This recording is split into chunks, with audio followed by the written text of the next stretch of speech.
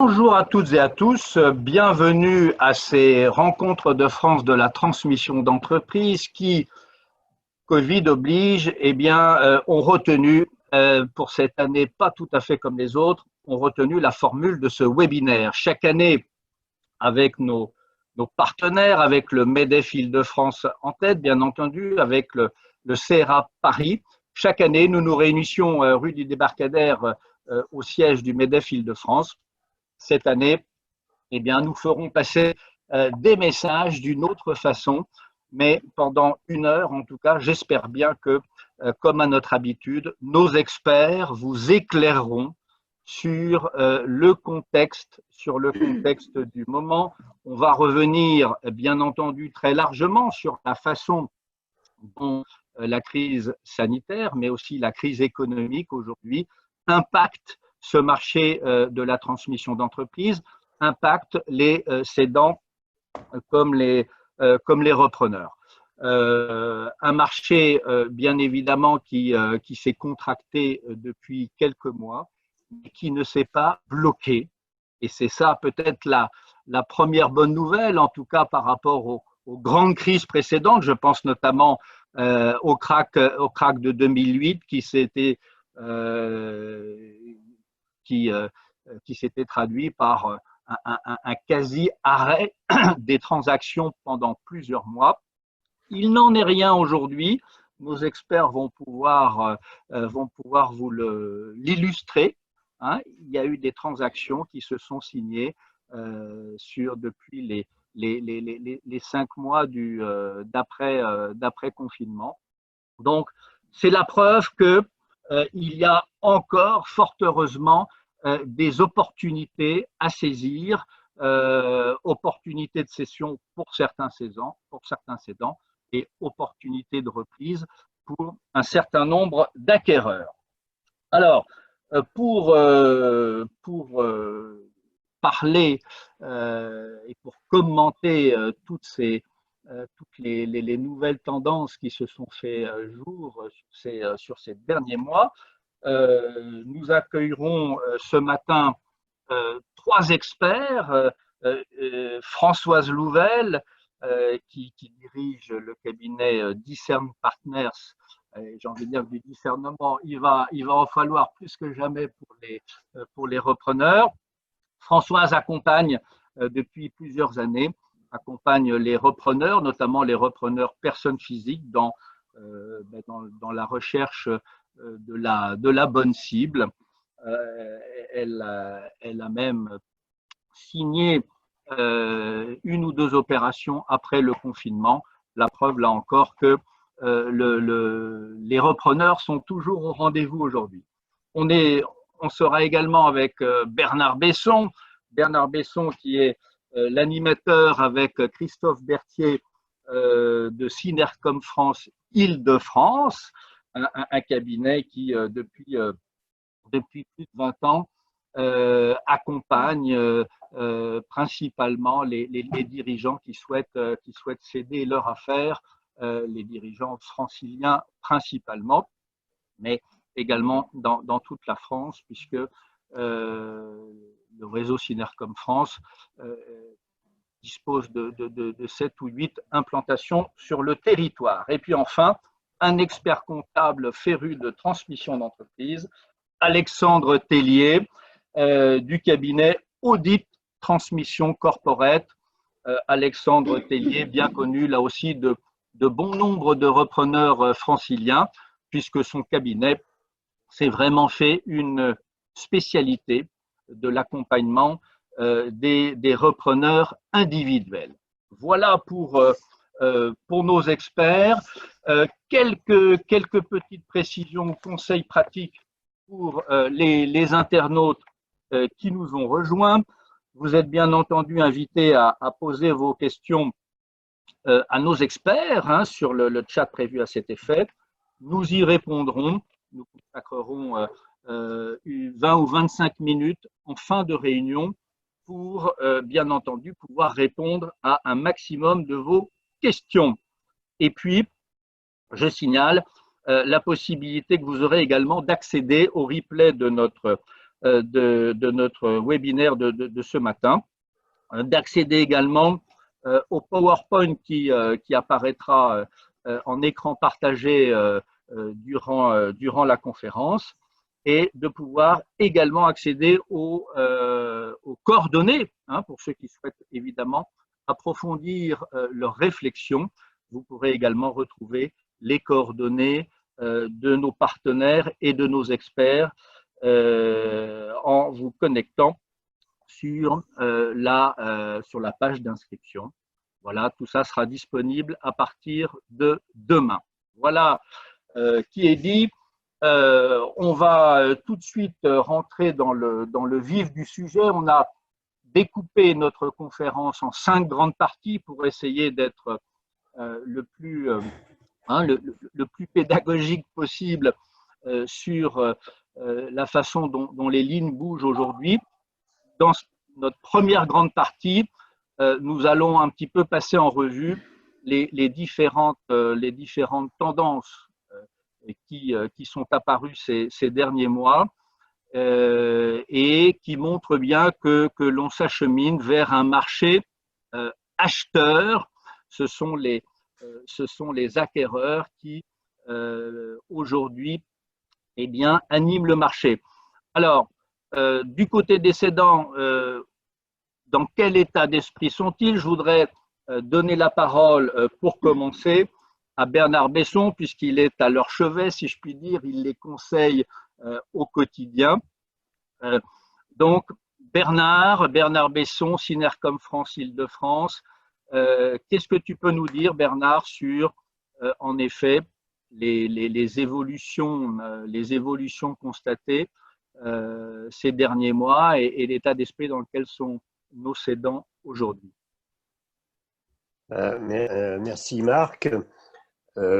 Je vais quand même peut-être corriger un peu l'expression à leur chevet, là, qui laisserait penser qu'ils sont moribonds. C'est pas le que cas certains du tout, sont un peu en difficulté, oui. Disons, je suis à leur côté, hein, plutôt, pour voilà, envisager la cession de leurs affaires. Le contexte, bien entendu, Covid, confinement, a provoqué quand même un séisme dans notre activité de cession d'entreprise, dans la mesure où ça a créé un état d'incertitude à la fois pour les cédants et pour les acquéreurs. Ce que l'on constate, nous, au sein du réseau Synercom France et même dans des enquêtes nationales, c'est que le marché ne s'est pas bloqué. C'est quand même le premier Voilà une première bonne nouvelle. Il n'y a pas eu un blocage global des négociations en cours, des transactions qui étaient envisagées au moment du confinement. Je dirais dans 8 cas sur 10, une forte proportion quand même, les négociations n'ont pas cessé, les cédants étaient toujours cédants, les acquéreurs toujours acquéreurs, et je dirais dans 2 cas sur 10, soit ça s'est complètement arrêté du fait du secteur qui était concerné, soit ça a été reporté d'une année. Mais malgré tout, l'immense majorité s'est poursuivie. Donc c'est quand même, on va dire, un point à relever. Alors après, je ne sais pas si c'est à ce stade que l'on regarde comment les choses se sont poursuivies, parce qu'elles ne se sont pas poursuivies exactement à l'identique. Bien entendu, tout le monde a pris du recul, ça a décalé les négociations en cours, plus ou moins. J'ai signé hier, par exemple, donc le 30 septembre, la cession d'une affaire dans le domaine du bâtiment, de la réhabilitation, une belle affaire, dans le domaine de la réhabilitation de bâtiments recevant du public. Le cédant était toujours acquéreur, ça aurait dû se signer le 30 mars, et le 30 mars, évidemment, chacun comprend que les choses ont été mises un peu en stand-by des deux côtés.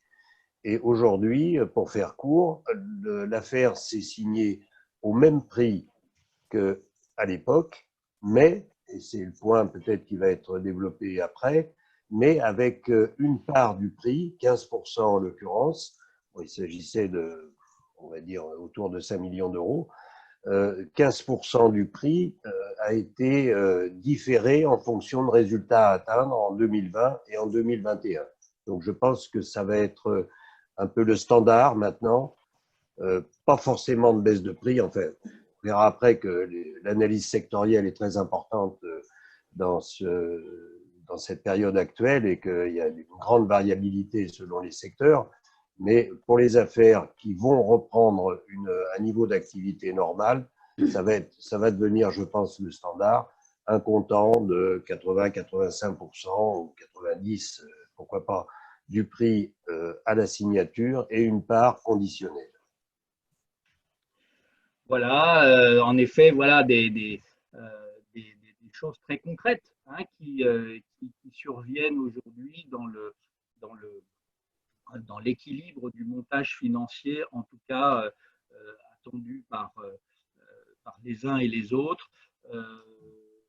Pas pour le moment, en tout cas, pas forcément de diminution du prix facial, mais des modalités de financement qui, bien entendu, s'aménagent pour tenir compte des incertitudes, soit de l'atterrissage sur l'exercice en cours ou des incertitudes sur l'exercice à venir. Alexandre, je vois qu'Alexandre Tellier souhaite prendre la parole dans la suite de ce que vient de dire Bernard. Alexandre. Oui, tout d'abord, bonjour à toutes et à tous. Alors, effectivement, hein, je confirme, moi ce que je vois, c'est que le marché n'est pas bloqué, ça a été ralenti, ça a coincé, les dossiers qu'on a sortis en septembre, on les a vraiment sortis dans la douleur. On avait beaucoup de dossiers qui devaient se signer définitivement en mars-avril, et puis, comme dit Bernard, effectivement, on a pris un peu de recul. Moi, ce que je constate, effectivement, c'est que, étonnamment, en tout cas pour moi, hein, par rapport à ce que j'attendais, c'est que les personnes physiques, je les vois, elles sont là, elles sont présentes. Pas uniquement celles qui avaient des dossiers en cours pendant le confinement, mais là, je vois des nouveaux dossiers sortir, des nouveaux repreneurs, là, à partir de septembre, s'intéresser à nouveau à des dossiers. Je dis étonnamment pour moi parce que, effectivement, comme tu le rappelais, en 2008, enfin, en tout cas, moi, j'avais constaté, le téléphone n'avait pas sonné pendant plusieurs mois et c'était assez impressionnant. Je m'attendais un peu à la même chose et pour l'instant, ce n'est pas le cas. Alors, là où je voulais juste rebondir, c'est pour donner quelques exemples là. Alors, attention, pour moi, il faut bien distinguer le dénouement des dossiers qui étaient engagés avant le confinement et qui se sont dénoués post-confinement et là jusqu'en septembre-octobre. Il y a ces dossiers-là et puis il y a les nouveaux dossiers qui vont apparaître. Alors, pour les nouveaux dossiers qui sont en train de sortir, j'avoue que là, je n'ai pas forcément de point de repère. Est-ce qu'on va avoir des tendances avec des compléments de prix, des prix fixes? Et ça, je ne sais pas bien dire. Par contre, ce que je sais dire, c'est que les dossiers qu'on avait en cours et qui se sont dénoués post-confinement et là jusqu'au mois de septembre, on a eu systématiquement, nous, des baisses de prix. Alors, des baisses de prix qui sont traduites comment? C'est-à-dire que, dans un premier temps, alors il faut se remettre le contexte dans lequel on était en mars, avril, début mai, et là on se disait, bon, alors comment on peut faire, on veut que l'opération aille jusqu'au bout, mais comment on peut faire pour ajuster le prix, tenir compte de l'incertitude, c'était un exercice qui n'était pas facile.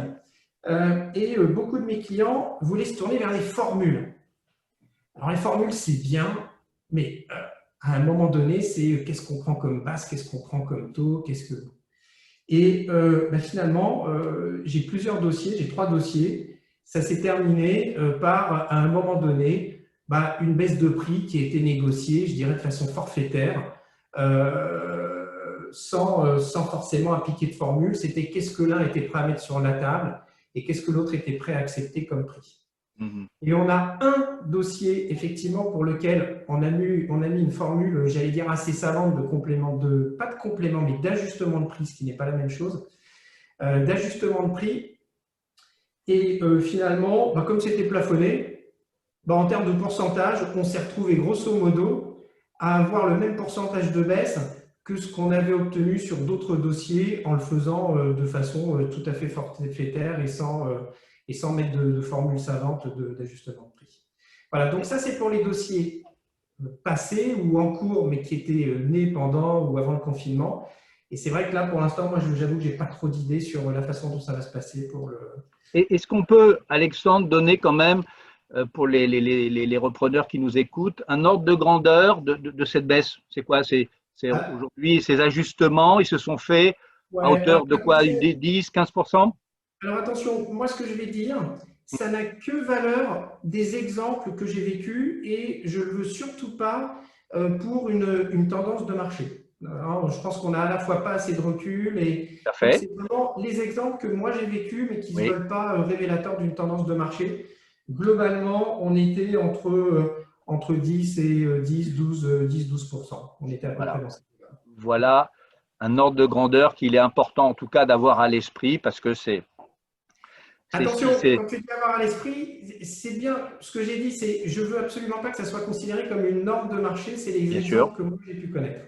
bien sûr, mais en tout cas, ce sont des baisses qui peuvent se pratiquer aujourd'hui quand elles sont justifiées et c'est un ordre de grandeur voilà, qu'il faut avoir à l'esprit, même si après, on le sait bien, ce ne sont que des cas d'espèce.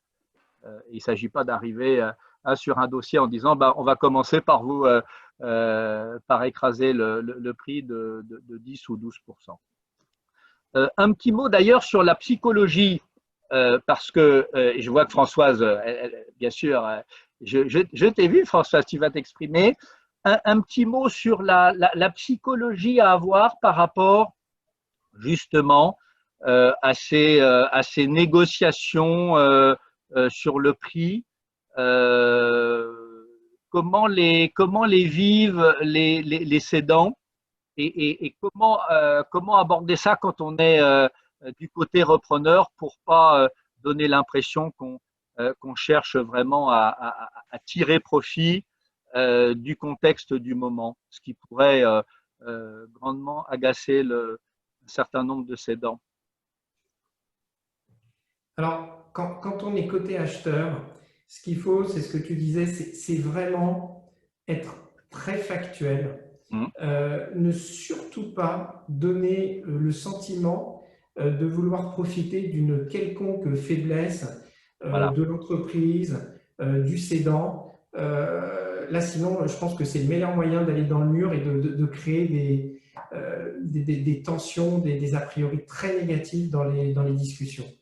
Par contre, ça n'empêche pas effectivement d'aborder certains sujets qui fâchent, Mmh. notamment au sujet du prix.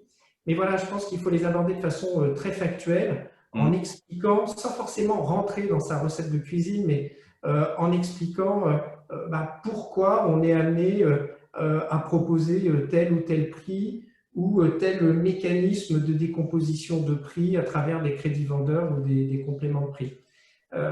Et là, je crois que côté acquéreur, il faut faire preuve de beaucoup de pédagogie.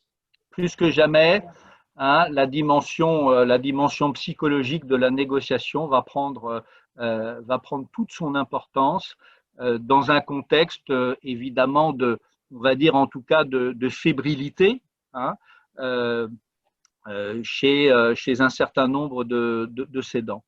Françoise, c'est à toi de réagir par rapport à ce qui vient d'être dit et puis bien entendu nous dire un petit peu comment ça se passe du côté des repreneurs personnes physiques qui sortent du bois aujourd'hui. Alors, les internautes le voient sur le slide, hein, on recensait plus de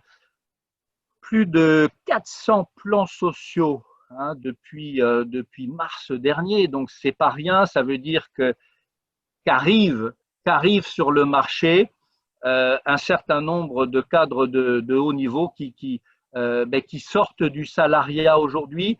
Est-ce que, Françoise, tu les vois arriver? Est-ce qu'ils se manifestent aujourd'hui, ces cadres victimes de plans sociaux? Oui, alors merci Marc, effectivement, et bonjour à tous. Effectivement, en période de crise, hein, il y a une certaine arrivée massive de cadres de grands groupes en particulier, Oui. Qui se posent la question de la reprise. Maintenant, il y a aussi une différence entre la culture grand groupe et la culture PME. Ouais. Donc là, malgré tout, même si la reprise, ce n'est pas une alternative au chômage, ça c'est quand même important de le dire, mais pour ceux qui sont vraiment motivés, il y a effectivement encore des très belles opportunités. Le marché va se renforcer sur le marché caché. Il y aura toujours des dirigeants en veille. En veille, c'est-à-dire pas forcément officiellement à vendre, hein, mais quand on organise une rencontre parce qu'un repreneur a choisi spécialement sa société, le repreneur pourra expliquer son projet et pour qui ça pourrait être pertinent pour le dirigeant de le rencontrer. Donc, si je reviens aussi sur ces profils repreneurs, il est important de bien cerner leurs attentes. Parce qu'il y en a quand même un certain nombre peut-être qui rêvent et qui s'imaginent que maintenant, avec la crise, les dirigeants vont céder leur affaire à un prix le plus bas. À la casse. C'est un peu aller vite, parce que le dirigeant, il faut surtout que les repreneurs n'oublient jamais que c'est le dirigeant qui va choisir son successeur. Bien sûr. Et donc, pour le repreneur, il faudra être encore plus psychologue. Quand tu parlais psychologie, je crois que c'est encore plus marqué parce que le dirigeant a été un peu usé là, avec toutes ces périodes de crise successives, de grève, de gilets jaunes et de coronavirus. Donc, si le repreneur arrive en reparlant de prix à la baisse, ça risque vraiment de le fâcher. Donc, je pense qu'il faut être encore plus psychologue. Et par contre, pour des gens extrêmement motivés, il y a bien sûr encore des belles opportunités. Moi, j'ai un client, pour donner un exemple, puisque tu aimes bien les exemples, Marc, un client qui m'a sollicité en octobre l'année dernière. Et on a approché une société en novembre, octobre-novembre, et le dirigeant devait signer le closing le 16 mars, jour du confinement. Et bien, finalement, on a quand même signé le closing dès qu'on a pu revivre la fin du confinement, mi-mai, au même prix. Alors effectivement, là, si le repreneur avait dit je vais peut-être essayer de renégocier à la baisse, etc., il prenait le risque d'agacer le dirigeant et de refaire un nouveau tour avec faire l'arrivée de nouveaux postulants repreneurs. Donc en fait, il a préféré garder effectivement au prix identique et ça s'est extrêmement bien passé. C'était plus compliqué avec les banques parce que les banques n'étaient pas forcément très disponibles, mais on a bien signé mi-mai, ce qui était prévu au mois de mars, alors qu'on s'était rencontrés en octobre. Donc, vous voyez, très court sur le marché caché. Et donc, il y a de toute façon toujours des opportunités. Il y aura toujours des dirigeants qui, à un moment ou à un autre, alors officiellement parce qu'ils partent à la retraite, et Bernard les connaît bien, ils ont pris la décision de vendre, mais il y a aussi tous ceux qui, officiellement, même s'ils ne sont pas à vendre, sont quand même à l'écoute parce qu'un peu usés par ces contextes de crise successive. Et donc, pour la pérennité de leur société, s'ils rencontrent, et c'est là l'intérêt du marché caché, c'est qu'il faut pouvoir rencontrer ces dirigeants. S'ils rencontrent un repreneur qui, à leurs yeux, est vraiment légitime pour la suite de leur société, ils restent quand même ouverts. Donc, c'est bien une histoire de personnes et de feeling, en n'oubliant jamais, effectivement, que c'est quand même le dirigeant qui choisit son successeur. Alors, moi je retiens, parce que c'est intéressant, que du côté des repreneurs, attention à ne pas vouloir faire la négo de trop, en pensant que finalement on peut… Et surtout, en amont, de travailler sur soi. C'est quand même très, très important. Quand on sort d'un grand groupe, on a toujours eu des comités de direction, beaucoup de finances, etc. C'est extrêmement différent en culture PME. Donc, il y a un travail, je pense, important à faire sur soi.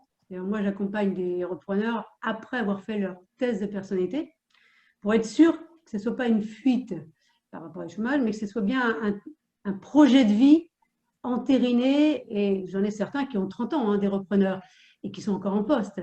Donc, c'est un vrai projet de vie. Ce n'est pas parce qu'on sort d'un grand groupe à 55 ans au chômage et qu'on se dit qu'on ne trouvera plus de job qu'on va faire de la reprise. Et ça, le dirigeant, il faut qu'il ressente pourquoi ce repreneur a choisi sa société et en quoi il est vraiment légitime. Donc, il y a un travail quand même à faire sur soi et aussi, je dirais, d'humilité avant d'approcher le monde des PME et des dirigeants. En tout cas, quand le repreneur pense avoir trouvé chaussure à son pied, Hein. Attention à ne pas faire à ne pas agacer le cédant au risque de perdre l'entreprise pour pouvoir gagner encore ou négocier encore un petit peu plus le prix. Je pense que c'est un bon enseignement. Et mon client, par exemple, qui était là, qui a signé au mois de mai, Ouais. quand j'ai approché le dirigeant au mois d'octobre l'année dernière, ce dirigeant se posait un peu la question. Et au fur et à mesure que j'ai créé du lien avec lui pour parler du projet de mon client qui l'avait personnellement choisi, je me suis aperçu qu'il y avait un repreneur potentiel qui l'avait déjà approché depuis plus d'1 an. Et le dirigeant m'a dit très vite, en fait, je ne le sens pas. Et donc, il a laissé la porte ouverte et mon client tout de suite m'a dit, voilà, là, je crois que cette fois, c'est vraiment la bonne personne. Donc, la psychologie, faire vraiment créer du lien avec le dirigeant qui, lui, va comprendre pourquoi cette personne s'intégrerait bien aussi dans son équipe qu'il a créée précédemment. Alors, qu'est-ce que je voulais oui, les secteurs, parce qu'en fait, on avait des questions. Une première question, autant y répondre là à ce stade, sur les secteurs d'activité, parce que c'est vrai que on est face à une situation très contrastée en fonction des secteurs. Il y a des pans entiers de l'économie qui vacillent aujourd'hui. Il y a en même temps et dans le même temps, il y a des niches d'activité qui passent complètement à travers les gouttes et qui même, on peut le dire, sont portées par la crise sanitaire. J'ai une question en tout cas qui porte sur le secteur du BTP, hein, une grande filière. Là, je ne sais pas, Bernard, qu'est-ce que tu peux dire sur, oui, c'est en un effet, secteur où on est assez présent. Ouais. Donc, malgré tout, le thème général, c'est de dire que c'est des études au cas par cas, entreprise par entreprise et secteur par secteur, qui peuvent donner une visibilité sur l'adaptation du prix ou non, sur le complément de prix ou pas. Enfin, c'est pas, il n'y a pas de, on va dire, une réflexion générale en disant voilà le cadre dans lequel on se situe. Chaque cas est tout à fait particulier. Dans le secteur du BTP, ben justement, ça concerne, c'est qu'on vient de signer, ça concerne le secteur du BTP, réhabilitation de bâtiments avec une dominante isolation thermique. Inutile de dire, et c'est racheté par un très gros bureau d'études spécialisé dans l'assistance maître d'ouvrage et maîtrise d'œuvre dans les performances énergétiques des bâtiments. Inutile de développer davantage pour comprendre que c'est un secteur qui va être boosté par le plan de relance et les milliards qui se déversent dans ce domaine. Donc là, on est dans un cas favorable. J'ai un autre exemple dans le domaine du second œuvre du bâtiment, enfin, qui est de la maintenance d'immeubles en copropriété. Il y a eu un gros trou d'air parce que les assemblées générales de copropriété n'ont pas pu se tenir. Le lancement des travaux, évidemment, se trouve décalé d'autant. Comment analyser ce secteur et cette entreprise? Tout dépend à quelle vitesse les lancements de travaux de maintenance dans les copropriétés, étant entendu que même s'ils sont différés, ces travaux de peinture, de ravalement, de couverture sont nécessaires et donc vont revenir en termes d'activité. Donc là, on essaye de faire le raisonnement à accepter de part et d'autre qu'il y a un trou d'air et on ne peut pas baser la négociation sur une période tout à fait exceptionnelle parce qu'on va retrouver en 2021 le niveau antérieur. Donc, c'est un peu une réflexion très, on va dire, individualisée qui peut conduire et quand Alexandre Tellier disait moi ça a été moins 10, moins 12%, il a pris soin à juste titre de dire que ce n'est pas un cas standard. Pour donner un dernier exemple extrême qui n'est pas dans le bâtiment, celui-ci, j'avais une mission dans le domaine des stands pour salons professionnels. Tout le monde sait que tous les salons professionnels ont été annulés à partir de mars et n'ont toujours pas repris d'ailleurs pour la plupart. Et beaucoup sont encore annulés. Hier, le dernier en date, le salon de la franchise, qui avait été reporté et qui est annulé. Et qui est annulé en cascade. Donc là, je dirais, l'impact sur le prix, c'est entre 0%, parce que quand l'activité est complètement à l'arrêt, on ne peut plus donner un prix, jusqu'à 100%, pas de changement, parce que les perspectives permettent d'anticiper le retour à la normale. Donc, il y a une grande amplitude et c'est vraiment une réflexion au cas par cas que j'ai, moi, écouté des cédants. Il y avait une question que j'ai vue au passage, est-ce que les cédants acceptent les compléments de prix? Oui, Ben, je dirais, je voulais justement te proposer d'y répondre, Bernard. Donc, je vais dire, en général, enfin, dans le monde d'avant, en fait, on ne sait plus ce que ça veut dire le monde d'avant, le monde d'après, parce que parfois le monde d'avant finit par être le monde d'après finit par être le monde d'avant en pire. Bon, donc on espère que ça va s'améliorer. Dans le monde d'avant, les cédants étaient très hostiles, et nous aussi, en tant que conseil, d'ailleurs, au complément de prix. C'est sûr. Aujourd'hui, si le cédant refuse toute idée de complément de prix lié à cette conjoncture particulière, bah souvent, ça fait capoter la négociation. Il faut que le cédant comprenne qu'il a un peu changé qu'on a un peu changé malgré tout de contexte. Alors, soit il accepte une baisse finale du prix, très bien, soit il considère que le prix n'a pas baissé, mais qu'une partie est conditionnelle. C'est la deuxième option. Moi, j'essaye d'orienter plutôt vers la deuxième option que la première, mais c'est vraiment du cas par cas. Françoise souhaitait réagir. Oui, juste parce qu'on parle beaucoup des secteurs d'activité qui ont beaucoup souffert, effectivement, hein, l'événementiel, le tourisme et tout. Il y a quand même un certain nombre de secteurs qui finalement ont poursuivi et bon l'an mal an n'ont pas trop souffert de la crise. Et puis certains qui ont été dopés, comme moi je vois dans le secteur médical, dans tout ce qui est maintenance, tout ce qui est hygiène, tout ce qui est contrat récurrent. Donc il y a encore un certain nombre de secteurs qui finalement n'ont pas été touchés par la crise. Et donc là, il n'y a aucune raison à ce que les dirigeants acceptent de baisser les prix. Parce qu'il y a effectivement, par tout ce qui est médias et tout, on parle beaucoup hein, de tout ce qui est événementiel, tourisme et tout, mais il y a aussi beaucoup de secteurs qui n'ont pas été directement touchés ou qui finalement s'en sont bien sortis, et sans compter ceux qui ont finalement… Moi, j'ai un client qui, pendant le confinement, je commençais à accompagner en recherche, qui finalement, pendant le confinement, a trouvé une petite société, plus petite que ce qu'il cherchait, dans le domaine justement de l'hygiène, de la location de machines, de nettoyage d'hygiène, qu'il a finalement acheté assez rapidement.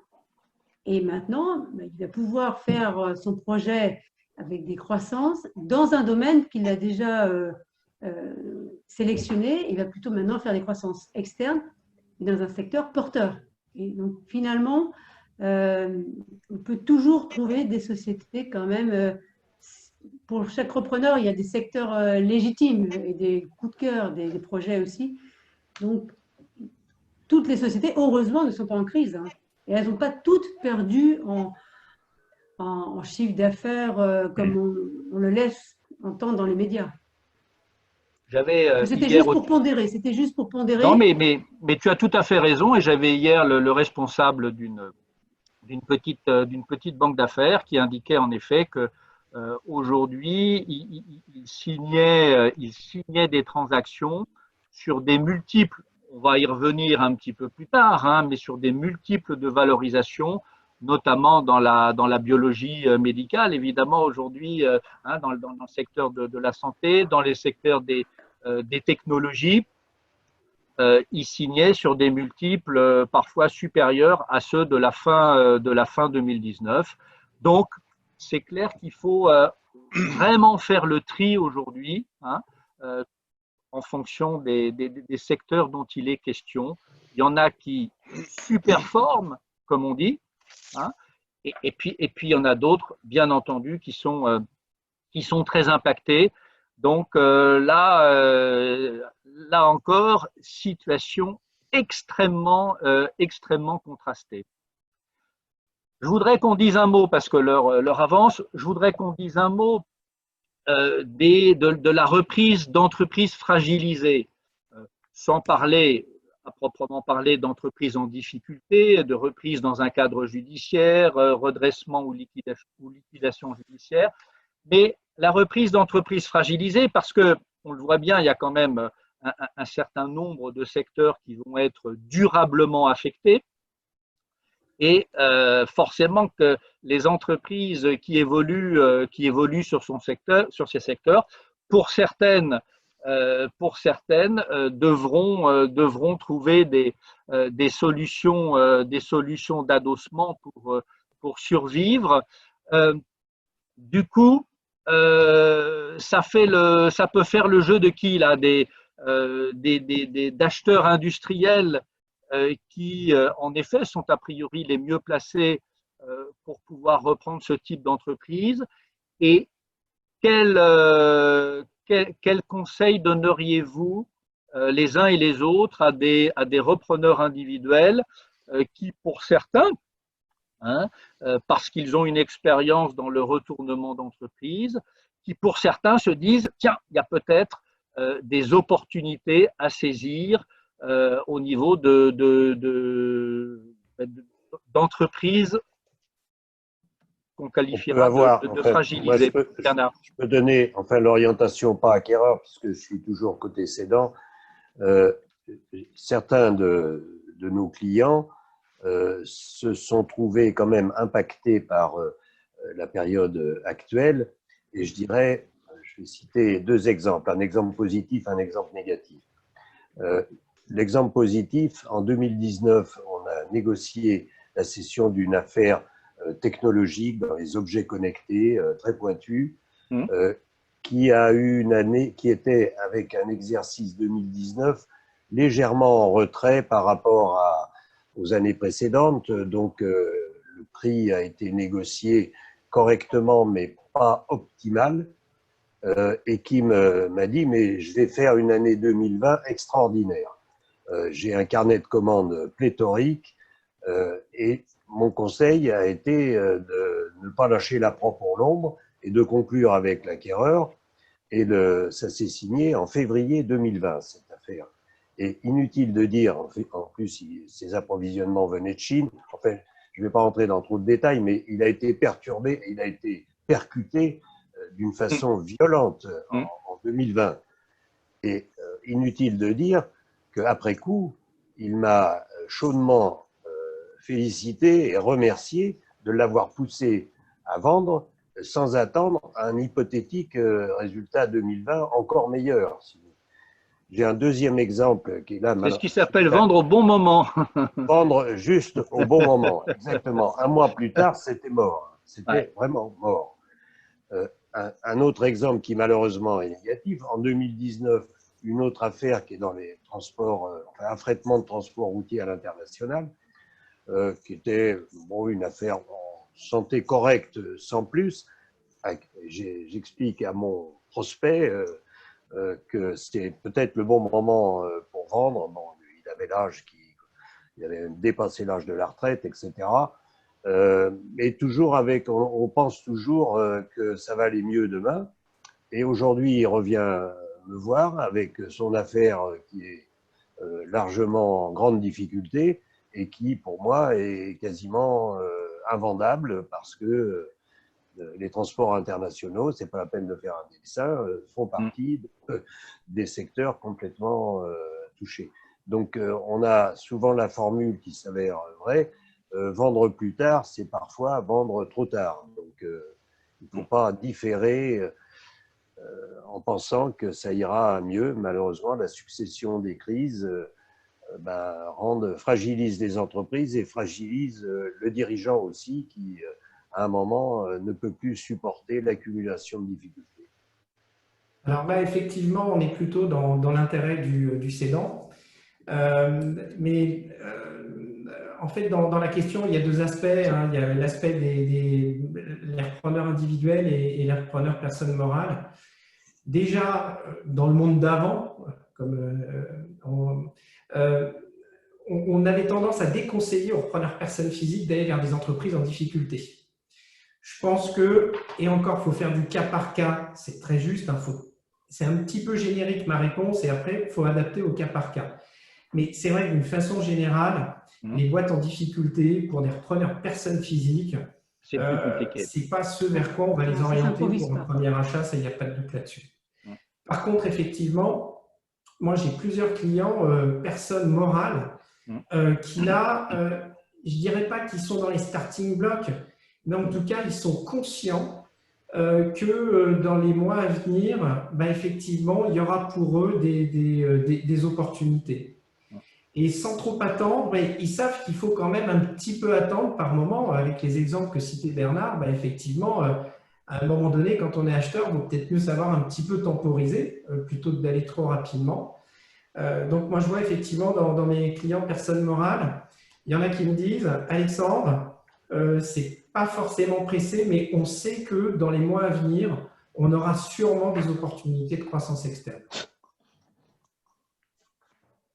Voilà, donc en effet, une fenêtre qui s'est déjà ouverte pour la consolidation de petits groupes qui aujourd'hui sont en veille pour pouvoir en effet reprendre un ou plusieurs concurrents qui n'ont pas les moyens de continuer seuls.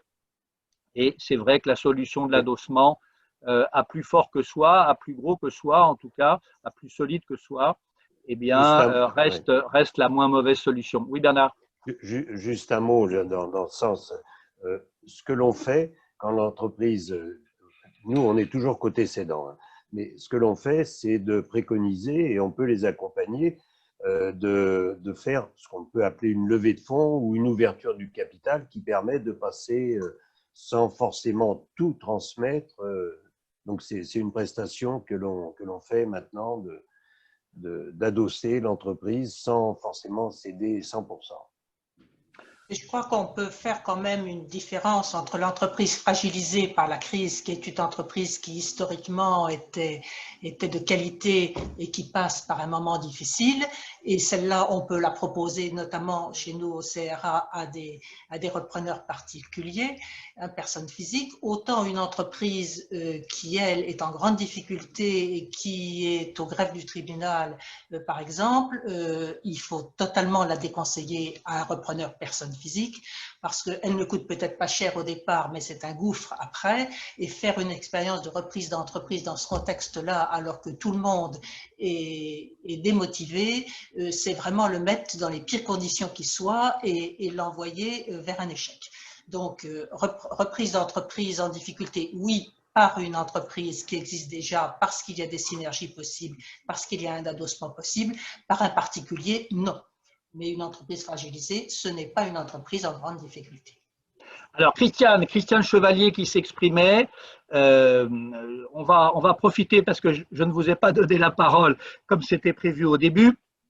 Du coup, je voudrais qu'on fasse une petite parenthèse comme c'était prévu, bien sûr, Christiane. Vous venez de vous exprimer là, en effet, sur le CRA. Quelques mots pour mieux présenter,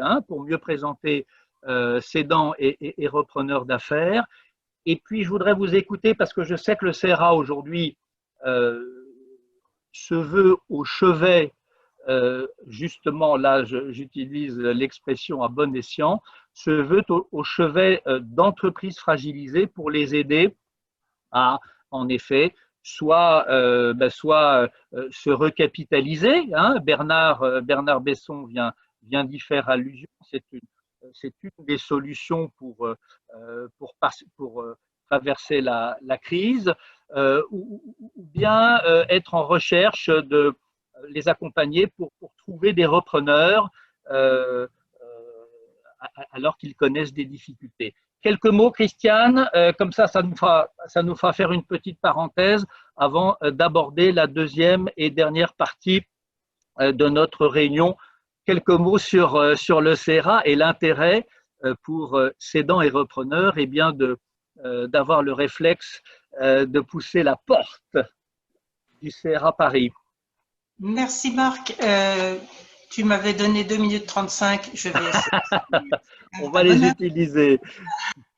Le CRA, pour ceux qui n'ont pas la chance de le connaître, c'est une association sans but lucratif qui existe depuis plus de 35 ans, hein, et qui bénéficie d'une implantation nationale et qui est animé par 240 délégués. Nous sommes tous des bénévoles, nous sommes tous d'anciens chefs d'entreprise ou d'anciens cadres dirigeants.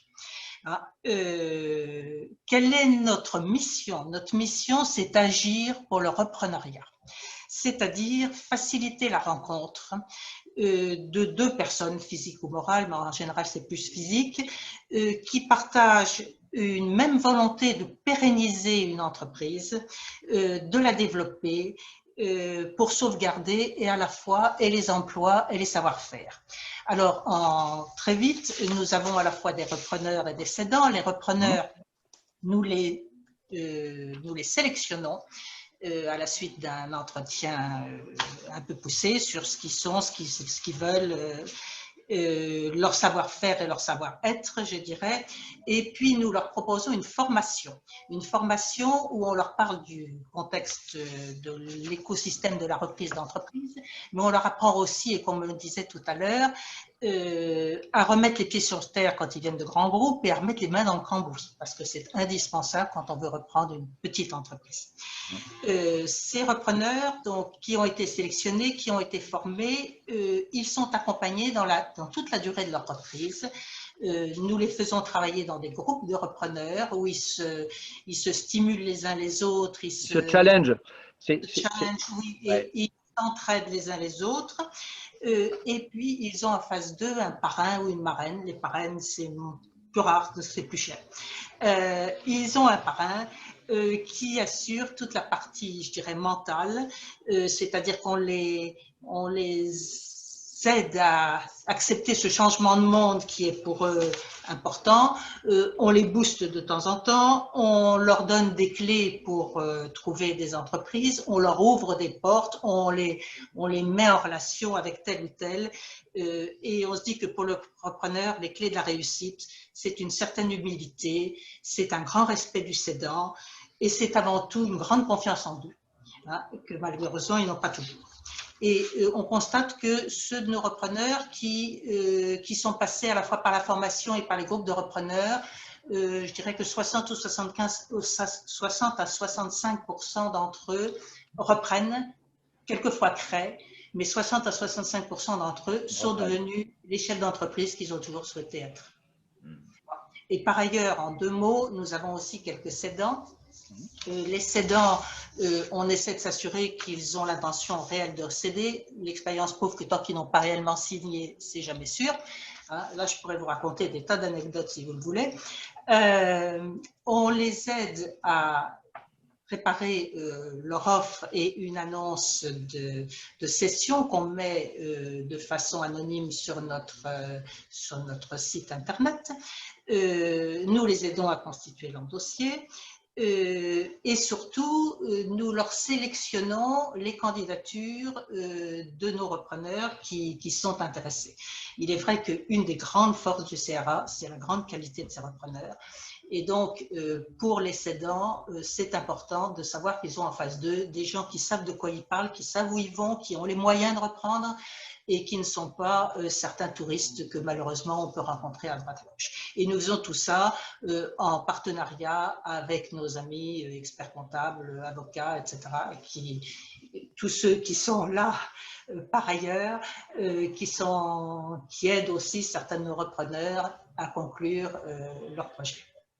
Voilà, j'ai 2 minutes 35. Merci beaucoup Christiane. Et pour relier donc avec ce qu'on était en train de dire, en effet, sur la reprise d'entreprises fragilisées. J'avais Bernard Fraioli, votre président, au téléphone au sortir du confinement. On l'avait même interviewé dans le cadre du numéro qu'on avait consacré aux conséquences du Covid au mois de juin dernier. Et il me disait vraiment souhaiter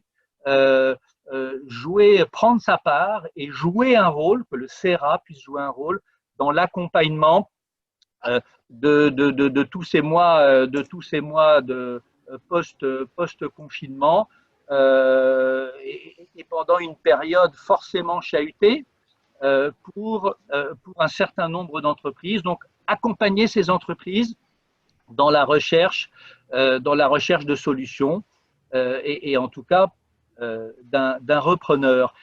Comment les choses se sont-elles concrétisées ou comment se concrétisent-elles aujourd'hui compte tenu en effet d'une situation qui reste très incertaine pour pas mal de futurs cédants?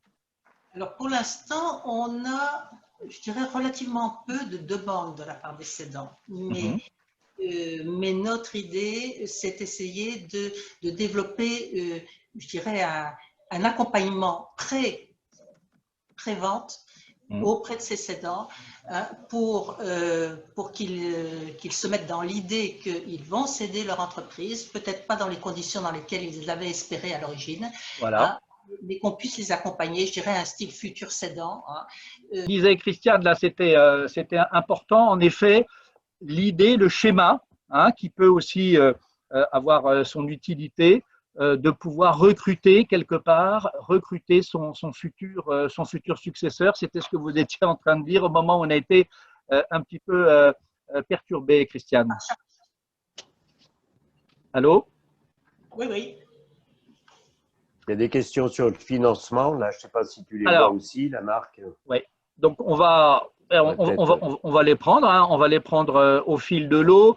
C'est vrai que on va essayer d'aller là sur le bon slide, en effet, concernant la façon dont les lignes étaient en train de bouger aujourd'hui. Ça, c'est sur l'analyse des cibles. On y reviendra, mais puisque la conversation… C'était la slide d'avant. Là, c'était la slide d'avant, en fait, qui répondait un peu valorisation, les banques. Donc, on a peut-être j'ai un commentaire à faire là-dessus. Là. Alors, sur les apports, en effet, sur l'équilibre, quel changement au niveau de l'équilibre du montage financier? Commençons par le commencement, l'apport en fonds propres du repreneur individuel. On avait coutume de dire qu'il devait être autour de 30%. Est-ce qu'aujourd'hui, les banques, par exemple, sont plus exigeantes? Est-ce qu'elles sont plus proches de 50% que de 30% s'agissant en tout cas de l'apport en fonds propres? Alors, sur les dossiers là, que je peux suivre, les contacts qu'on a avec les banques, le discours officiel des banques, c'est de dire qu'elles sont toujours prêtes à étudier et à financer des bons dossiers sur des ratios de fonds propres. On parle d'un tiers en fonds propres. Bon, c'est à peu près ce qui était demandé précédemment. Le point, je ne vais pas dire critique, mais le point de la dette, de l'endettement, est conditionné par la présence ou non de PGE dans l'entreprise. Alors, donc, ça, c'est un sujet, oui, bien sûr. Les banques avec lesquelles on a pu parler au cours d'une période récente nous ont dit qu'elles demandaient le remboursement du PGE avant d'envisager de rajouter un endettement.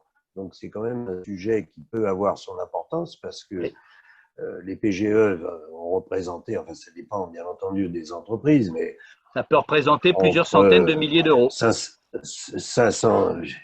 500 000 et 1 million et 2 millions même dans un cas. Oui. Dans les cas que je suis, il y a entre 500 000 et 2 millions d'euros de PGE. Donc, c'est tout sauf un détail. C'est tout sauf un détail. Donc, la présence du PGE, c'est un point de vigilance importante dans l'analyse que peut faire l'acquéreur. Enfin, encore une fois, nous, on est côté cédant, mais c'est un des points qui va rentrer en discussion dans la mise en place d'un financement d'acquisition. Parce que c'est de la dette, malgré tout, et donc cette dette devra être remboursée. Et le critère principal de la banque, c'est que le taux, enfin, tu citais le taux de 70%, enfin, c'est noté là, 70%, je dirais, aujourd'hui, on est plus près de 50. Des dossiers à 50%. 50-60% voilà, Oui. de taux de remboursement. C'est quand même ça le critère principal. Et évidemment, ils intègrent le remboursement, même si les taux sont faibles au départ pour le PGE, en fait, ça rentre dans la capacité de remboursement de l'entreprise. Donc voilà déjà des petits points très concrets. La prise en compte, l'exigence de demande de remboursement du PGE de la part des banques, voilà une information intéressante. Et puis, sur la capacité d'endettement ou de remboursement de la dette de l'entreprise, on passerait en tout cas de 70% à 50 à 60%. Donc, ce qui veut dire un effet de levier, évidemment, revu à la baisse. Alexandre, tu souhaitais rajouter quelque chose? Oui, concernant le financement, en fait, moi, dès le mois de juin, comme mes clients repreneurs, comme beaucoup de conseils, je me suis posé la question, je me suis dit, mais zut, est-ce que les banques, est-ce que ça va se durcir? Est-ce que les financements Oui. vont continuer? Enfin, bon. Donc, j'ai accompagné mes clients à beaucoup de rendez-vous avec les banques dans le cadre des recherches de financement de mes clients. Oui. Parce que ce que je voulais, c'était sentir l'ambiance, toucher du doigt et voir effectivement est-ce que les banques, à un moment donné, ont tendance à changer un petit peu d'attitude. Alors, comme le disait Bernard, en tout cas, il y a une première approche, un premier discours qui est de dire écoutez, nous, on est là pour continuer à financer les dossiers. Donc, en tout cas, l'approche commerciale reste excellente. Après, moi, ce que j'ai vu, il y a plusieurs points. Il y a, et je trouve que c'est très bien, je trouve que c'est tant mieux, il y a une instruction des dossiers qui a été beaucoup plus poussée que ce que j'ai pu voir auparavant. Ça ne veut pas dire que les banques auparavant n'étudiaient pas bien les dossiers, ce n'est pas ce que je suis en train de dire, mais j'ai vu des questions en quantité, en qualité qui étaient beaucoup plus nombreuses que ce que je pouvais avoir auparavant. Donc ça, c'est le premier point. Ensuite… Est-ce que ça se traduit, Alexandre, par un délai, du coup, on peut le penser, par des délais d'instruction aussi plus longs, des réponses qui arrivent plus lentement? C'est compliqué parce qu'à un moment donné, forcément, entre les instructions de PGE, les demandes de prêt, le télétravail, les gens qui n'étaient pas là, machin, oui, il y a mais est-ce que c'est dû à une plus grande prudence sur les dossiers ou est-ce que c'est dû à un contexte particulier? Donc oui, on a eu des petits temps d'instruction un petit peu plus longs, mais je ne sais pas si c'est pérenne. Donc par contre, moi, ce que je vois, c'est que la question, c'est parce qu'on vient souvent sur ces questions de pourcentage d'apport. Mais pour moi, ce n'est pas la question principale. La question principale, c'est est-ce que l'entreprise peut raisonnablement, sans tirer de plan sur la comète, rembourser l'emprunt qui va être contracté dans le cadre du LBO. Juste 2-3 exemples sur les dossiers que j'ai en cours et des financements qui ont été accordés. J'ai un de mes clients, alors on n'est pas sur des sommes folles, on est sur 1 à 2 millions d'euros qui sont recherchés auprès de la banque. Et j'ai un de mes clients qui apportait, j'ai fait le calcul, là très exactement 17%, mais on avait 17% de remontée de trésorerie, il faut le reconnaître. Donc, effectivement, on était à un tiers de tiers. J'ai un autre dossier, on était à 28% d'apport, et le reste est passé en emprunt. Donc, la question de l'apport est importante, mais il faut se focaliser autant sur l'apport qu'ensuite sur la capacité de l'entreprise à rembourser, bien sûr. Sans tirer de plan sur la comète. Ensuite, pour ce qui est de l'endettement financier, il y a deux points de vigilance.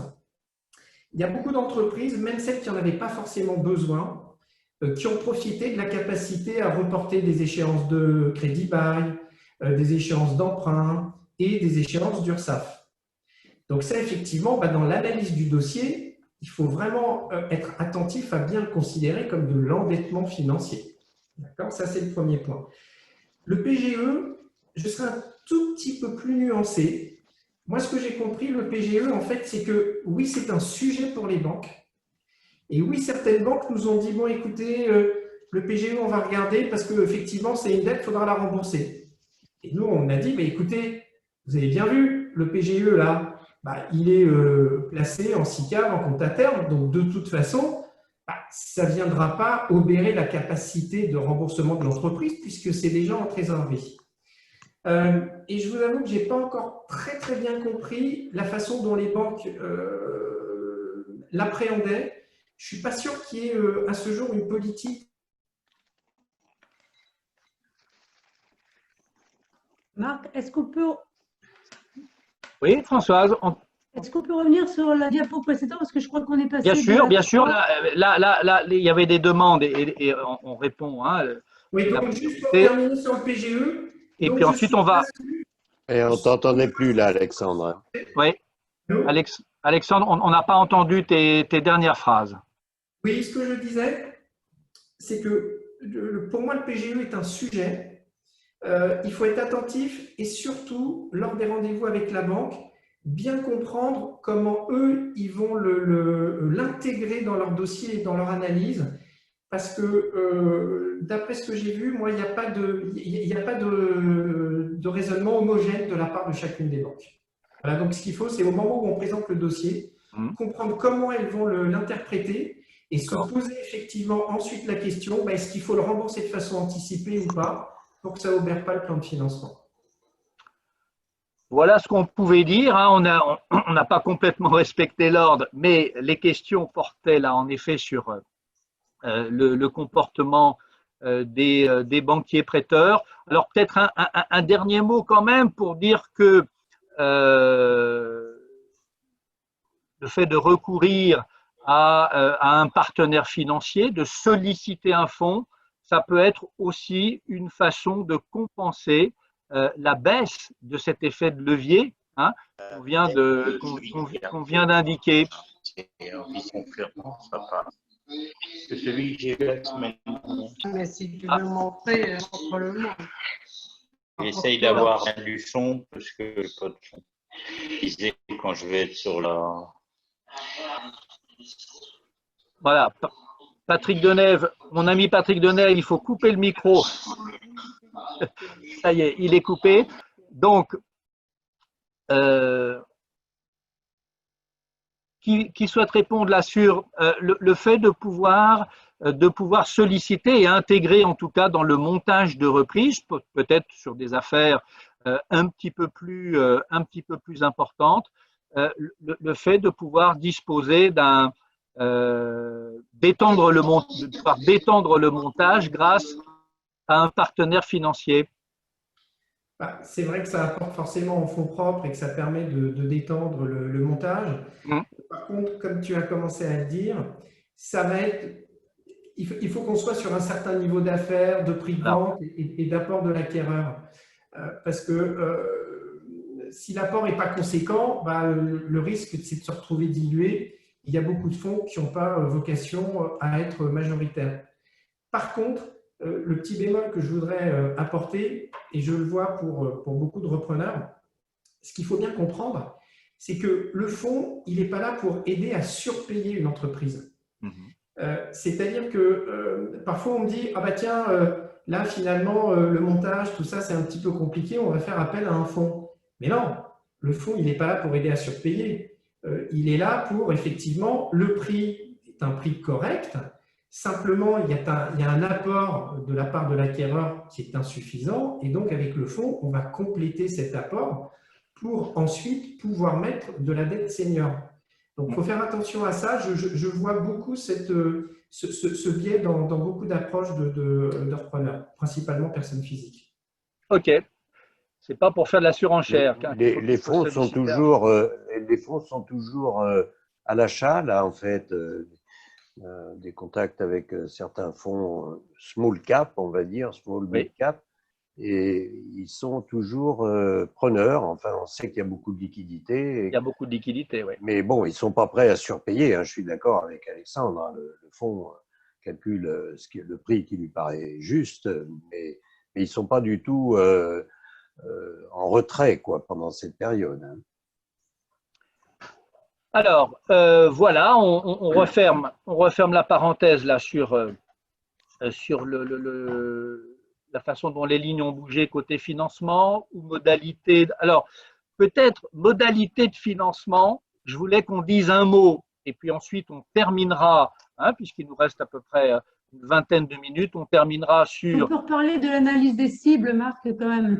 On terminera sur l'analyse des cibles, mais pour qu'on ne revienne pas… pour éviter les allers-retours, je voudrais qu'on dise un dernier mot sur, on a parlé tout à l'heure du complément de prix, très bien, de l'outil complément de prix.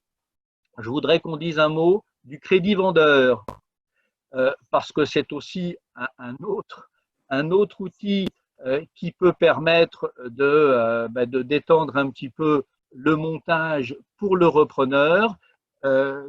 Est-ce que c'est un outil qui est demandé aujourd'hui par les repreneurs et qu'est-ce qu'il faut en penser dans le contexte du moment? Bah, moi, ce que je vois en tout cas avec les dossiers que j'ai eus ces derniers temps, parce que ça fait partie de cette panoplie d'outils qu'on a tendance à vouloir déployer au début quand on regarde un dossier. Et puis après, quand on rentre dans le dur, alors certes, ça permet de moins solliciter la banque, le crédit vendeur, donc c'est l'intérêt. L'intérêt, c'est que ça permet de moins solliciter la banque et ça permet de montrer un engagement du cédant et ça, c'est plutôt positif pour les banques. Par contre, bien souvent, le crédit vendeur va être remboursé sur une durée inférieure à un emprunt bancaire. On va pas, en tout cas, moi j'ai rarement vu des crédits vendeurs qui étaient sur la durée d'un emprunt bancaire. Donc on va être peut-être sur 2 ans, peut-être sur 3 ans. Peut-être 3, ouais. Peut-être 3 et encore, moi je préfère une dette bancaire sur 7 ans plutôt qu'un crédit vendeur sur 2 ou 3 ans. Donc ça paraît assez sympathique quand on l'évoque comme ça. Mais après, quand on rentre dans le dur du financement, qu'on fait son plan de financement, on s'aperçoit que finalement, le plan de financement, chaque année, est peut-être moins confortable avec un crédit vendeur qu'avec un emprunt sur 7 ans. Voilà. Et donc, là encore, mais c'est ce qu'on a dit tout au long de la présentation, c'est du cas par cas, c'est du dossier par dossier. Il y a des outils qui existent. Et après, ce qu'il faut voir, c'est comment on peut les faire vivre et comment on peut les adapter, mais vraiment en regardant au cas par cas. Très bien. On revient à notre… Oui, un dernier mot, Bernard. Jean-Marc, parce que c'est lié au crédit vendeur.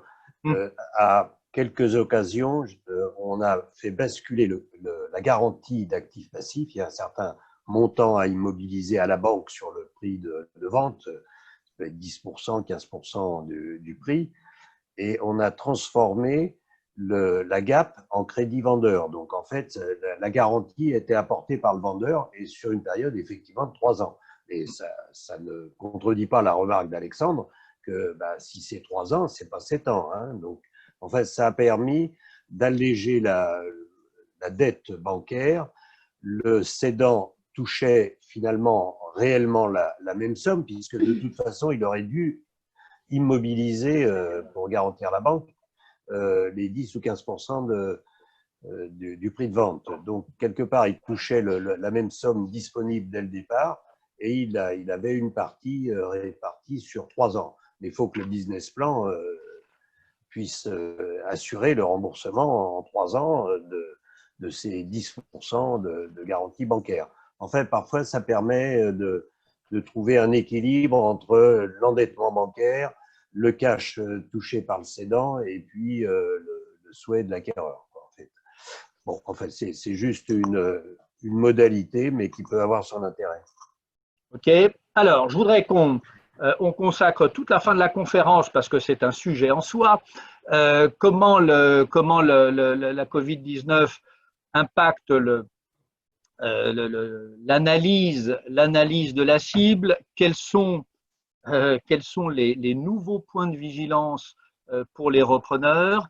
Je vais donner tout de suite la parole à Françoise Louvel et je voudrais, Françoise, profiter de cette prise de parole pour que tu nous en dises un petit peu plus sur ce marché caché, parce que c'est vrai qu'on va forcément rentrer dans un marché de plus grande pénurie de l'offre, hein, avec évidemment un peu moins voire beaucoup moins, on ne le sait pas encore, de cédants prêts à mettre leur entreprise sur le marché. En tout cas, on peut penser qu'il risque d'y avoir une contraction, même si Bernard Besson fait l'amour. Dans un tel marché, à quoi sert d'approcher en direct les cibles? En fait, en période de crise, il y a beaucoup de repreneurs, de potentiels repreneurs. Ils ne sont pas forcément tous très audacieux dans la reprise, mais qui se posent la question et qui contactent dans certains cas les dirigeants tout seuls. Et les dirigeants, je les pratique et je les ai régulièrement au téléphone pour mes clients, et ils me disent qu'ils sont extrêmement sollicités. Ils ont beaucoup de courriers, de emailing et tout, donc ils sont submergés de courriers. Donc ça a tendance un peu à les agacer. Et en fait, je pense que le fait d'approcher sur le marché caché un repreneur, d'autant plus s'il est accompagné par un professionnel, je pense que c'est vraiment une chance de succès d'être accompagné sur le marché caché par un professionnel, parce que le professionnel, il est mieux perçu par le dirigeant. Parce que le marché caché, il n'est pas officiellement à vendre, hein, on est bien d'accord. Il peut être en veille, et donc il faut expliquer aux dirigeants pourquoi on l'approche. On l'approche. Et avec un vrai… Alors, ça passe mieux, effectivement, c'est mieux perçu par le dirigeant quand c'est un professionnel. Parce que quand il est tout seul, le repreneur, le dirigeant se pose toujours la question de savoir si ce n'est pas un espion de la concurrence, etc. Déjà, ça le met un petit peu en point de vigilance. Quand c'est un professionnel, il se dit, tiens, un repreneur qui a mandaté un professionnel, ça le rassure. Et puis ensuite, plus facile d'expliquer la légitimité d'un repreneur quand c'est un tiers qui le dit. Donc, il sera plus à l'écoute, je dirais, si c'est un tiers. Je voudrais illustrer par un exemple d'un de mes clients, c'était en octobre 2018, on a approché une société et le dirigeant m'a dit, ah ben justement, ça tombe bien, puisque Marc aime bien les exemples, oui. j'ai pris la décision et pour tout vous dire, j'ai déjà 6 offres. 6 offres parce qu'effectivement, ils avaient mis une annonce sur le CRA. Donc, il y avait spontanément des repreneurs qui ont postulé. Donc, quand j'ai approché le dirigeant, il était en phase de décision le week-end suivant. Et donc, je lui ai expliqué que mon client ne le savait pas et que c'était son choix de métier qui l'intéressait. Et donc, je l'ai vraiment convaincu de sa légitimité. Il m'a dit, écoutez, ok, j'accepte de vous rencontrer vendredi parce que je prends la décision ce week-end. Et en fait, le vendredi, on était avec mon client, il est venu avec ses conseils. Et là, le dirigeant m'a rappelé le lundi pour me dire, ah oui, non, mais là, je vais retarder d'1 mois ma décision parce que ça m'intéresse aussi que vous soyez sur les rangs, que vous puissiez me faire une offre. Donc, juste, voilà, donc pour vous dire, on est allé effectivement, donc ça c'était en novembre, et on a signé l'été suivant, enfin en début 2019, et le dirigeant, le jour de la signature, quand je lui ai demandé pourquoi finalement il avait choisi ce client, il m'a dit le fait qu'il soit accompagné, ça m'a rassuré. Donc sur le marché caché, juste un exemple pour vous illustrer, très important pour les dirigeants parce qu'en ce moment-là, dans leur tête, ils ne sont pas encore cédants. Officiellement, ils ne sont pas cédants. Bien sûr, ce sont leurs salariés, les clients, les fournisseurs, personne ne doit être au courant. Et donc, il faut que ce soit très confidentiel. Et le fait que ça passe par un professionnel, ça met un filtre, si vous voulez, et de sérieux, ça met du poids et ça les rassure. Donc, je pense que sur le marché caché, il est d'autant plus important de se faire accompagner.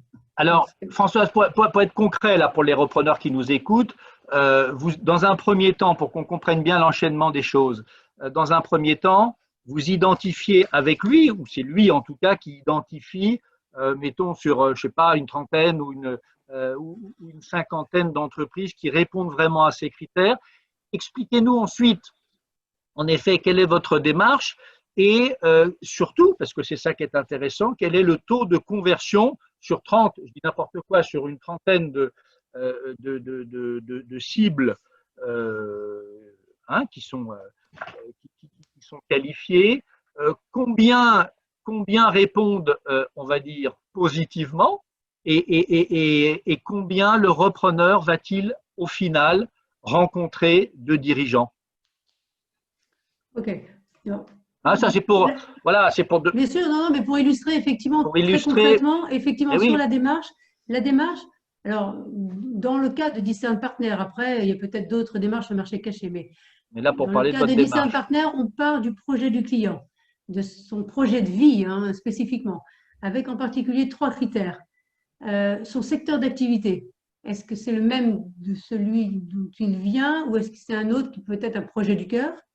Mais ça a son temps aussi, on peut expliquer à un dirigeant. la taille et la géographie. Ça, c'est 3 grands critères sur lesquels je vais demander à mon client de faire une sélection. Ensuite, on va extraire un certain nombre de sociétés qui correspondent à ces critères. Et ensuite, je vais redemander. Alors, il y a tout un travail de préparation avec mon client. C'est pour ça qu'on a après un taux de retour important. Mais avant d'envoyer un courrier, de retéléphoner, il y a tout un travail de préparation sur un cœur de cible. Donc, on va arriver effectivement, et je demande à mon client, quand il a retenu une centaine de sociétés, à l'intérieur de cette centaine, quelles sont les 30, et effectivement, les 30 sociétés qui le font le plus rêver. Et on va commencer par ces 30-là, plutôt que de faire un emailing ou autre, on va faire très, très qualitatif. Et sur ces 30, il y a des vrais projets qui s'expliquent pour mon client et pour lesquels il a choisi cette société. Donc, quand on va approcher ces 30 sociétés, on est capable d'expliquer le projet de développement qu'imagine le repreneur sur cette société en particulier. Et donc, c'est ça qui fait que là, on a un taux de retour après de minimum, alors qu'ils ne sont officiellement pas à vendre, de minimum 10 à 20%. C'est énorme parce que je crois que la chambre de commerce en emailing, ils sont à moins de 1%. Donc là, 10 à 20% sur les 30, ça fait minimum 3 à 6 sociétés qui, même si officiellement ne sont pas à vendre, acceptent le rendez-vous dans l'optique de comprendre mieux le projet de développement qu'imagine le repreneur. Voilà, ben voilà, ça a le mérite d'être concret et en tout cas de permettre à des repreneurs de générer un deal flow de cibles qui répondent à leurs critères.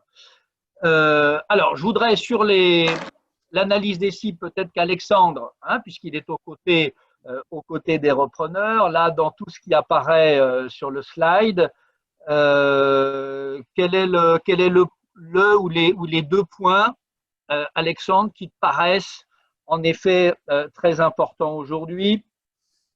Moi, en tout cas, il y a un point qui revient beaucoup dans les conversations avec les acquéreurs aujourd'hui, c'est faire la part des choses entre le structurel et le circonstanciel, essayer de comprendre en effet qu'est-ce qui revient au Covid ou qu'est-ce qui revient à des faiblesses structurelles de la cible qui existaient bien avant le Covid. C'est évidemment, j'imagine, une des questions. Alors, je vais répondre effectivement, mais juste un point sur lequel je voudrais rebondir parce que je vois que c'est encore mentionné dans la diapo qui est là. Oui. On a beaucoup parlé, et c'est encore écrit là, d'agacer les cédants. Alors, moi, je ne sais pas ce que ça veut dire, agacer les cédants. En fait, je pense qu'il ne faut pas semer la confusion, c'est-à-dire que instruire un dossier, poser des questions, se faire une opinion, ça c'est normal. Et ça, c'est pas agacer un cédant. Parce qu'on dit, bon, effectivement, il y a un dossier, on s'y intéresse, on a trouvé une cible pour un repreneur. Mais une fois qu'on a trouvé la cible, là, il faut ouvrir le capot et puis voir ce qu'il y a à l'intérieur. Et ça fait partie technique. de l'analyse. Voilà. Et cette analyse, elle va être à la fois macro et puis spécifique à l'entreprise. Dans la macro, il y a effectivement le marché sur lequel se trouve l'entreprise. Comment est-ce qu'on le voit évoluer? Alors là, est-ce qu'il faut sortir sa boule de cristal? Ça, je ne sais pas, mais comment on le voit évoluer dans les mois, dans les années qui viennent? Et on l'a dit, il y a 3 types d'entreprises. Il y a celles qui s'en sortent très bien. Moi, j'ai des clients, mais leur chiffre d'affaires a encore augmenté au 30 septembre de cette année par rapport à l'année dernière. Et puis après, pour les autres, celles qui ont souffert, la question c'était est-ce que c'est un simple trou d'air ou alors est-ce que c'est quelque chose qui va durer plus longtemps? Ouais. Et donc là, il faut à la fois bien comprendre le secteur.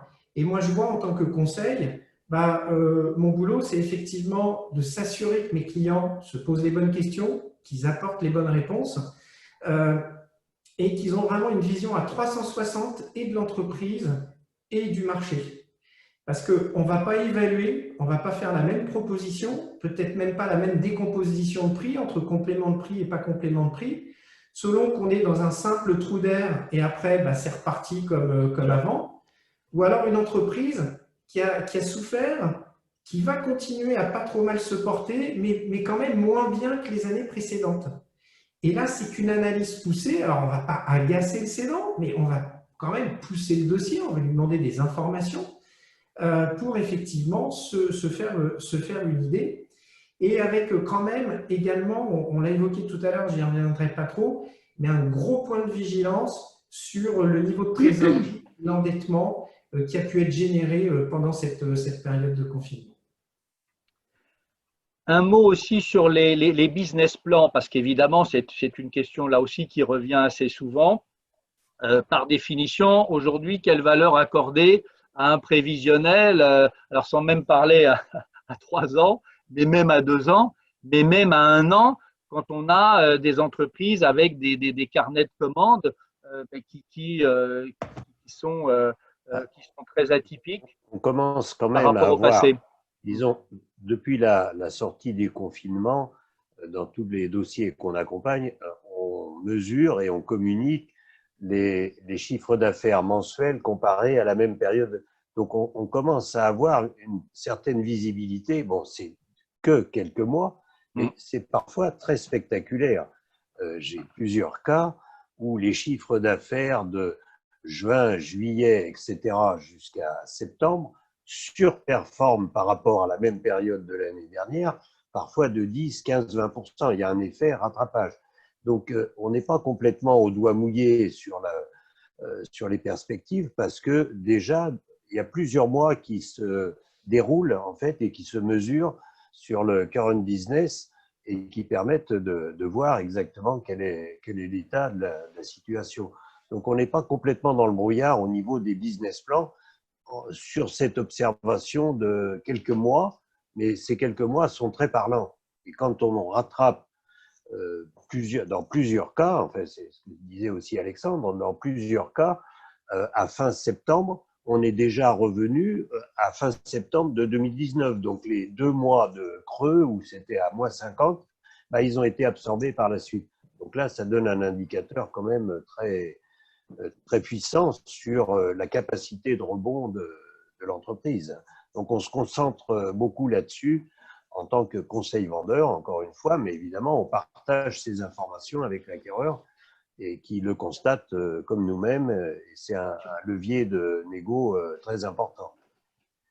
Ouais, parce que dans une des diapos qu'on n'a pas commentées ou sur laquelle on n'est pas vraiment allé, des diapos précédentes, on a beaucoup insisté sur la connaissance que le repreneur a d'un secteur. Et c'est cette connaissance, en fait, qui va faire que, est-ce que effectivement, la situation de l'entreprise a bien été analysée ou pas, et ensuite, ça va se traduire dans le business plan. Et ce que disait Bernard, le fait de communiquer le chiffre d'affaires mensuel de chacune des sociétés, nous, c'est un peu pour ça que, mais comme d'autres, hein, que sur nos dossiers qui se sont un peu bloqués pendant le confinement, on a tout fait pour repousser à septembre ou octobre. C'était pour voir effectivement comment l'entreprise allait évoluer après cette période un petit peu compliquée qui était le confinement. Donc voilà, donc non, on n'est pas dans le brouillard. Oui, il y a des indicateurs, il y a une connaissance du secteur, il y a les éléments qui sont communiqués par l'entreprise qui permettent, parce que là c'est le début, de faire une valorisation et donc une proposition au cédant qui va être cohérente et après d'avoir un business plan solide. Voilà, merci. Oui, juste Bernard, un dernier mot. Sur la valorisation, donc la valeur, on négocie à la baisse ou il y a un complément de prix. Il faut distinguer aussi dans la réflexion, mais juste un mot, la valeur d'entreprise qui peut rester stable en quelque sorte si elle a une capacité bénéficiaire reconstituée après le creux du confinement. Et ça, on n'y touche pas. Et la valeur des titres qui intègre la trésorerie nette, l'endettement, et cette trésorerie, s'il y a du cash qui a été consommé pendant… Bernard, voilà. Voilà, valeur d'entreprise, valeur des titres. Merci à tous les 4. Il nous reste quelques secondes pour dire, en tout cas, pour vous remercier, bien entendu, pour vos lumières. J'espère qu'elles auront été utiles à nos internautes qui pourront retrouver le replay, qui pourront télécharger le dernier numéro de Reprendre et Transmettre Magazine, qui pourront retrouver les coordonnées précises de tous nos partenaires et experts sur le site du MEDEF Île-de-France à partir de cet après-midi.